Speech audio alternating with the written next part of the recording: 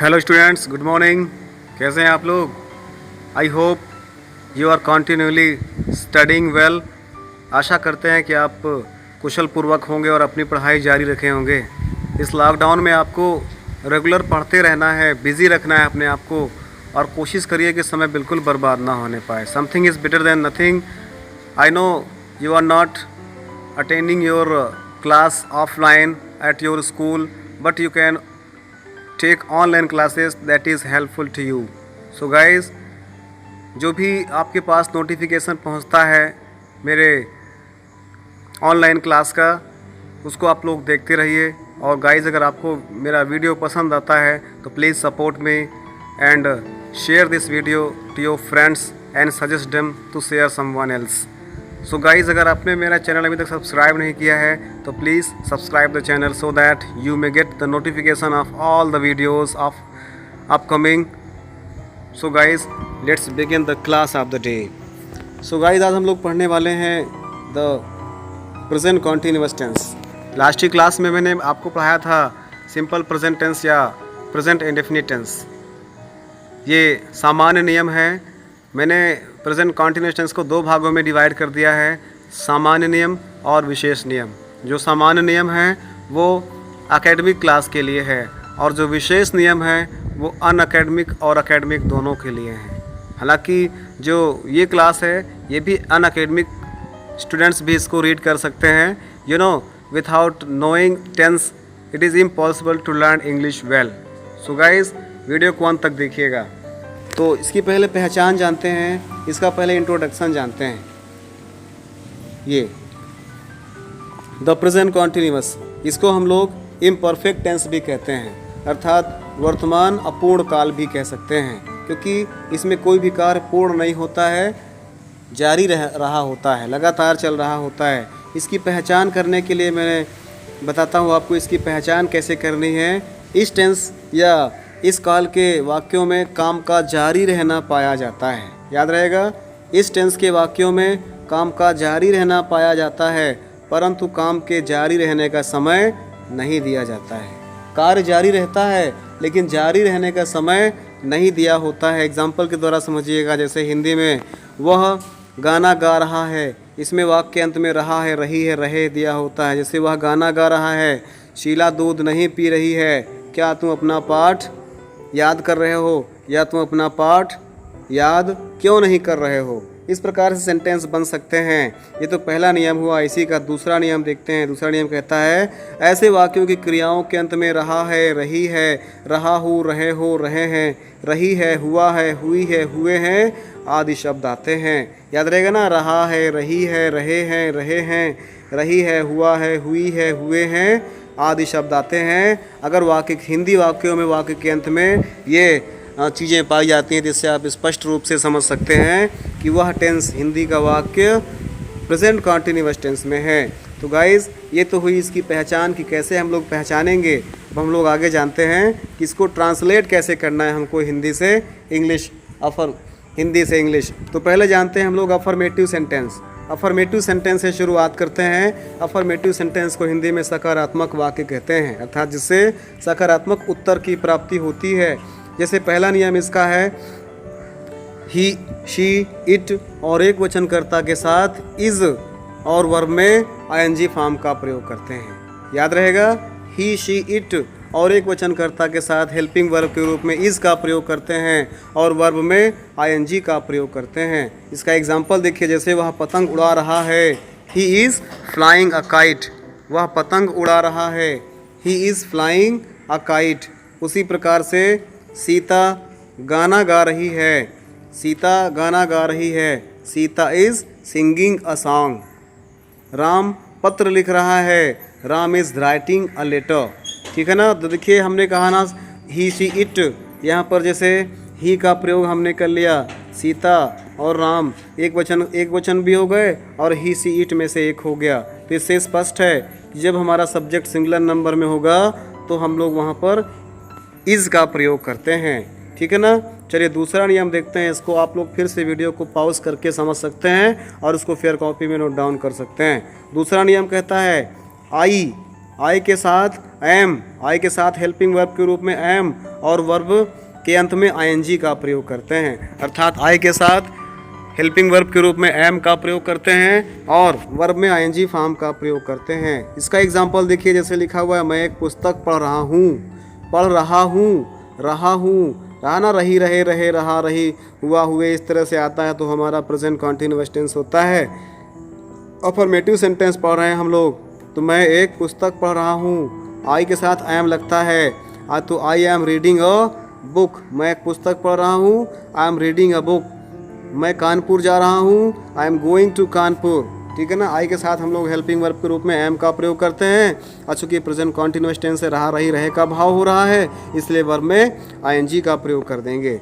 नियम थर्ड कहता है यू, वी, दे और बहुवचन कर्ता के साथ आर और वर्ब में आईएनजी का प्रयोग करते हैं। फिर सुनिएगा, यू, वी, दे और बहुवचन कर्ता के साथ आर का प्रयोग करते हैं और वर्ब में आईएनजी फॉर्म का प्रयोग करते हैं। इसका एग्जाम्पल स्पष्ट रूप से ध्यान दीजिएगा, वे अपना समय नष्ट कर रहे हैं, वे अपना समय नष्ट कर रहे हैं।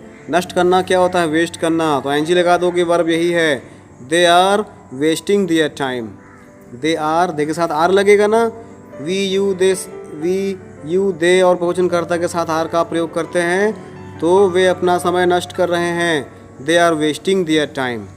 उसी प्रकार से हम अपने मैदान में खेल रहे हैं, we are playing in our field. ये के साथ अपने के लिए दियर होता है, वी के साथ अपने के लिए अवर होता है, तो हम अपने मैदान में खेल रहे हैं, we are playing in our field.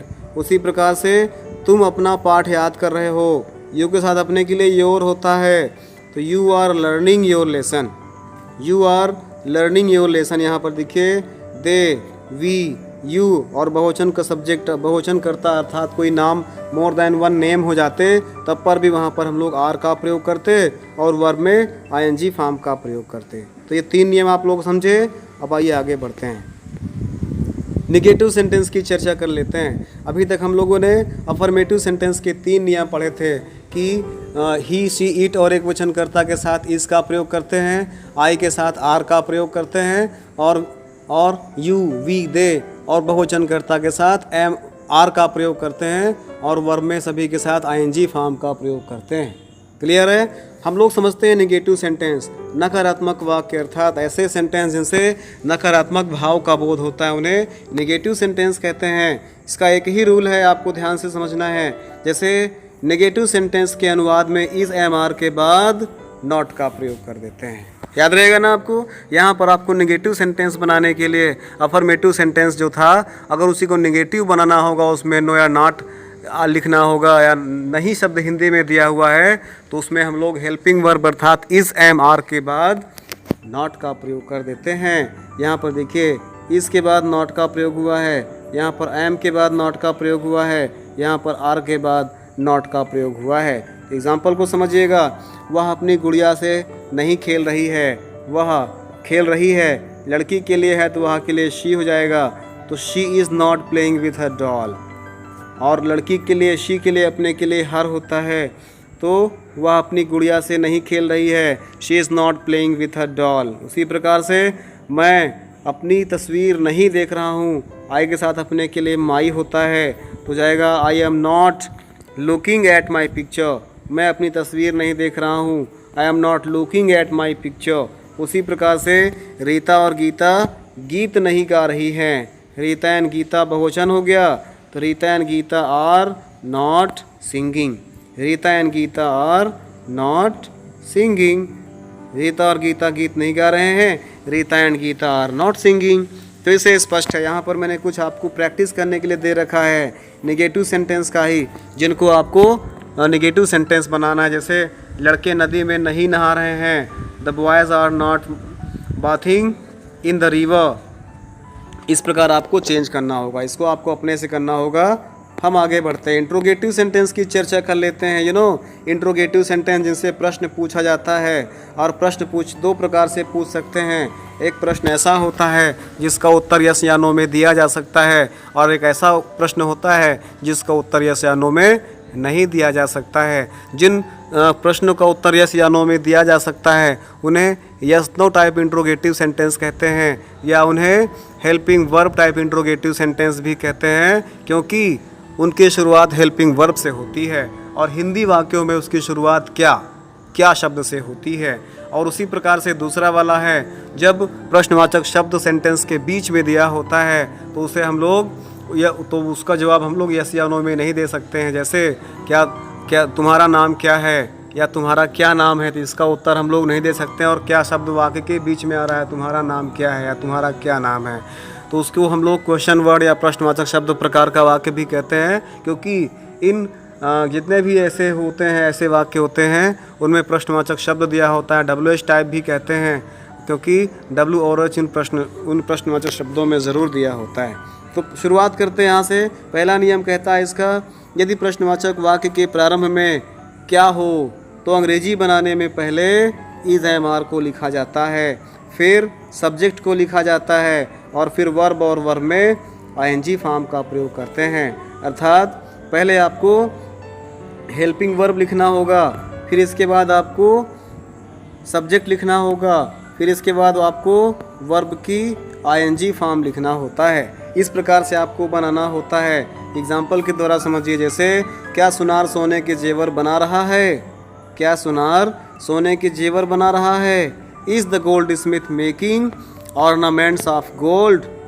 देखिए यहाँ पर बना रहा है, इज एम आर सुनार एक ही है, इसका प्रयोग करेंगे। और हमारा नियम कहता है कि इज एम आर को सेंटेंस के पहले लिखते हैं, इसको हमने पहले लिख दिया। इसके बाद फिर हमको सब्जेक्ट लिखना हो गया, गोल्ड स्मिथ हो गया, फिर आपको वर्ब में ING लगाना हो गया, मेक ING मेकिंग हो गया, और ऑर्नामेंट ऑफ गोल्ड। इस प्रकार से बन जाएगा, क्या सुनार सोने के जेवर बना रहा है, is the gold Smith making ornaments of gold. दूसरा एग्जाम्पल इसे लिखा हुआ है, क्या हमारे कॉलेज के विद्यार्थी मैच खेल रहे हैं, क्या हमारे कॉलेज के विद्यार्थी मैच खेल रहे हैं। और the student of our college playing a match, और the students of our college playing a match. इस प्रकार से आपको नेगेटिव इंट्रोगेटिव सेंटेंस बनाना होता है। हेल्पिंग वर्ब को सेंटेंस के प्रारंभ में लिख करके, यहाँ पर आर का प्रयोग पहले किया गया है क्योंकि स्टूडेंट्स बहुत सारे स्टूडेंट्स हैं। यहाँ पर इसका प्रयोग पहले किया क्योंकि सब्जेक्ट हमारा गोल्ड स्मिथ है, सुनार एक ही है इस सेंटेंस में। तो चलो दूसरा नियम देखते हैं। इसका दूसरा नियम कहता है, यदि वाक्य के बीच में कोई प्रश्न सूचक शब्द क्या, क्यों, कैसे, कहाँ, कब आदि हो और तो अनुवाद करने में पहले इन शब्दों के अंग्रेजी बनाते हैं, फिर हमको इज एम आर लिखना होता है और इसमें से इसके भाव के अनुसार हमें सब्जेक्ट को लगाना होता है और इसके बाद वर्ब की ING फॉर्म का प्रयोग करना होता है। याद रहेगा, पहले हम लोग उसको प्रश्नवाचक शब्द के अंग्रेजी बनाएंगे, फिर इसके बाद हम लोग सब्जेक्ट लिखेंगे, सब्जेक्ट के बाद पहले हम लोग प्रश्नवाचक शब्द की इंग्लिश बनाते हैं, फिर हम लोग इज एम आर का प्रयोग करते हैं और फिर इसके बाद हम लोग सब्जेक्ट लिखते हैं, फिर वर्ब में ING फॉर्म का प्रयोग करते हैं। इसको आप लोग कैसे कह सकते हैं, पहले हम लोग क्वेश्चन वर्ड लिखते हैं, फिर हम लोग हेल्पिंग वर्ब लिखते हैं, फिर हम लोग सब्जेक्ट लिखते हैं, फिर हम लोग वर्ब में ING फॉर्म का प्रयोग करते हैं और फिर लास्ट में जो कॉम्प्लीमेंट्स या अदर होते हैं, ऑब्जेक्ट होते हैं, उनको लिखा जाता है। तो इस जैसे दूसरा नियम कहता है, यदि वाक्य के बीच में कोई प्रश्न सूचक शब्द क्या, क्यों, कहाँ, कैसे आदि हो तो अनुवाद में पहले हम लोग उसी शब्द के अंग्रेजी लिखते हैं, फिर इज एम आर का प्रयोग करते हैं, फिर सब्जेक्ट का प्रयोग करते हैं और लास्ट में हेल्पिंग मेन वर्ब में ING फॉर्म का प्रयोग करते हैं। एग्जाम्पल के द्वारा समझिए, जैसे लिखा हुआ है, क्या मैं एक पत्र लिख रहा हूँ। यहाँ पर देखिए, क्या मैं एक पत्र लिख रहा हूँ, तो यहाँ पर क्या शब्द पहले आ गया है, तो am I writing a letter हो गया, ठीक है ना। यहाँ पर क्या शब्द पहले आ गया तो हमने हेल्पिंग वर्ब को पहले कर दिया। लेकिन दूसरा पढ़िएगा, वह क्या कर रहा है, तो यहाँ पर क्या शब्द बीच में आ रहा है, इसके अंग्रेजी पहले लिखना पड़ेगा। इसके बाद फिर क्या लगाओगे, इसके बाद फिर हमको इज एम आर लिखना पड़ेगा। क्यों लगाना पड़ेगा इज एम आर, किसके अनुसार लगाना पड़ेगा, सब्जेक्ट के अनुसार लगाना पड़ेगा। सब्जेक्ट क्या है, वह सिंगुलर नंबर है तो इज लगाओगे। व्हाट इज़ ही कर रहा है, डूइंग पूरा मिलाकर हो जाएगा। वह क्या कर रहा है, व्हाट इज़ ही डूइंग। और लास्ट में सेंटेंस के लास्ट में आपको हिंदी में और इंग्लिश में दोनों में क्वेश्चन मार्क का प्रयोग किया जाता है। प्रश्न सूचक या प्रश्नवाचक शब्द सूचक चिन्ह का प्रयोग किया जाता है। इसका तीसरा नियम ध्यान से पढ़िएगा, ये भी बहुत महत्वपूर्ण नियम है। नियम नंबर 3 कहता है, जो कि अक्सर बोलने चालने में प्रयोग होता है, विच और हुज के साथ उनसे संबंधित नाउन का भी प्रयोग करते हैं। याद रहेगा ना, विच और हुज के बाद उनसे रिलेटेड नाउन्स का भी प्रयोग करते हैं। जैसे वे किस घोड़े को खरीद रहे हैं, यहाँ पर किस घोड़े को, यहाँ पर किस और घोड़ा नाउन है, तो किस के लिए विच हो गया और घोड़ा नाउन है हॉर्स, तो पूरा मिलाकर हो जाएगा। यहाँ पर हमने कहा ना, विच और हुज के साथ उनसे संबंधित नाउन्स का भी प्रयोग करते हैं। तो विच हॉर्स, अब बहुत से लोग हैं ना, वे सब्जेक्ट क्या है, वे, विच हॉर्स आर दे बाइंग, ठीक है ना। यहाँ पर वे बहुवचन में है, इसलिए यहाँ पर हेल्पिंग वर्ब दे लगा, हेल्पिंग वर्ब आर लगाना पड़ गया। दे है ना, वे का इंग्लिश में दे बोलते हैं। तो वे किस घोड़े को खरीद रहे हैं, which horse are they buying, which horse are they buying. उसी प्रकार से नेक्स्ट है, जैसे एग्जाम्पल आपका लिखा हुआ है, तुम किसका पत्र लिख रहे हो, whose letter are you writing, तुम किसका पत्र लिख रहे हो, whose letter are you writing. उसी प्रकार से जैसे तीसरा नियम, चौथा नियम कहता है, यदि प्रश्नवाचक शब्द ही कर्ता का कार्य कर रहा हो तो पहले उसकी अंग्रेजी लिखते हैं, इसके बाद इज एम आर और फिर सब्जेक्ट के अनुसार लगाते हैं। इज एम आर का प्रयोग सब्जेक्ट के अनुसार करते हैं और फिर वर्ब की फर्स्ट फॉर्म में आईएनजी फॉर्म का प्रयोग कर देते हैं। जैसे लैम्प कौन जला रहा है, यहाँ पर कौन प्रश्नवाचक शब्द भी है और कौन यहाँ पर सब्जेक्ट भी है, ठीक है ना। तो हो जाएगा हु इज़ बर्निंग, ठीक है ना। यहाँ पर who is burning light, who is burning lighting the lamp, ठीक है ना। लैम्प कौन जला रहा है, ये lighting, who is burning the lamp कह सकते हैं, केवल लैम्प कौन जला रहा है, who is lighting the lamp या who is burning lighting the lamp, ठीक है ना। आप चाहें तो इसको लिख सकते हैं, who is burning the lamp या who is lighting the lamp या who is burning lighting the lamp लिख सकते हैं। जैसे पांचवा नियम कहता है हमारा, प्रश्नवाचक वाक्य के निषेधात्मक या निगेटिव होने पर प्रश्नवाचक वाक्य बनाकर कर्ता या सब्जेक्ट के बाद नॉट लगा दिया जाता है। इसमें भी आपको पूरा वैसे बनाना है, इस नियम के अनुसार लास्ट में आपको सब्जेक्ट के बाद नॉट लगा देना होता है। जैसे या हेल्पिंग वर्ब में भी आप नॉट लगा सकते हैं। जैसे वो लिखा हुआ, क्या वह अपना समय नष्ट नहीं कर रही है, वह के लिए शी हो जाएगा क्योंकि लेडीज़ के लिए है, फीमेल जेंडर के लिए है। इज़ लगाएंगे क्योंकि यहाँ पर क्या शब्द पहले आया हुआ और इंट्रोगेटिव सेंटेंस है, हेल्पिंग वर्ब टाइप है, तो हेल्पिंग वर्ब पहले होगा इंग्लिश में। इज़ शी नेगेटिव सेंटेंस है तो हेल्प नॉट, मैंने बताया ना, सब्जेक्ट के बाद नॉट का प्रयोग करते हैं। Is she not wasting her time, समय बर्बाद करना, वेस्ट हर टाइम, तो हो जाएगा क्या वह अपना समय नष्ट नहीं कर रही है, is she not wasting her time. जैसे ये इसको और प्रकार से लिख सकते हो, इज़ंट, इसको इज़ में ही आप एंटी लगा सकते हैं, इसको बोलते हैं इज़ंट, ठीक है ना। Isn't she wasting her time, याद रखिएगा आप लोग इसमें, तो नोट में ध्यान दीजिएगा। प्रश्नवाचक वाक्य के अंत में प्रश्न सूचक चिन्ह का प्रयोग करना अनिवार्य होता है, चाहे हिंदी में हो चाहे इंग्लिश में हो। जितने भी प्रश्नवाचक वाक्य हैं उन सभी में आपको प्रश्न सूचक चिन्ह का प्रयोग अर्थात ये प्रश्नवाचक चिन्ह क्वेश्चन मार्क का प्रयोग करना अनिवार्य होता है, ठीक है ना गाइस। तो ये था आपका साधारण नियम प्रेजेंट कॉन्टिन्यूअस टेंस के लिए। So guys, thanks for watching the video, thank you, जय हिंद।